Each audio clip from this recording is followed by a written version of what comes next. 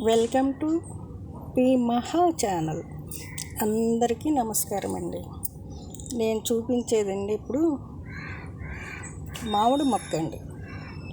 మనం మామిడి టెంకలు వస్తాయి కదండి, మనకి మామిడికాయలు తెచ్చినప్పుడు ఆ టెంక బాగా కడిగి శుభ్రంగా ఇలా వేసానండి. చూసారా మామిడి మొక్కలు ఎలా వచ్చేసినాయో?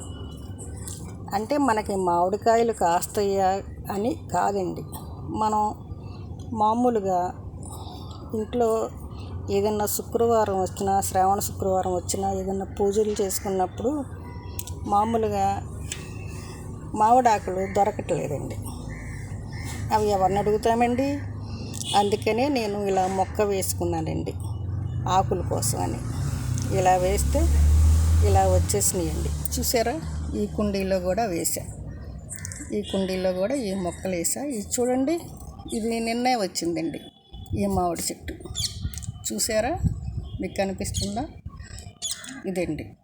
ఇలా మనం ఒక కుండీలో ఒక మొక్క వేసుకుంటే అది కనీసం మన ఆకులు ఇస్తుందండి. ఆ ఆకులు చక్కగా మన ఇంటి ముందు కట్టుకున్న, గుమ్మానికి కట్టుకున్న, దేవుడి దగ్గర ఉపయోగించిన సరిపోతుందండి. మామిడి చెట్టు ఇంట్లో ఉంటే అన్ని రకాలుగా మనకు పూలు వస్తాయి కదండి.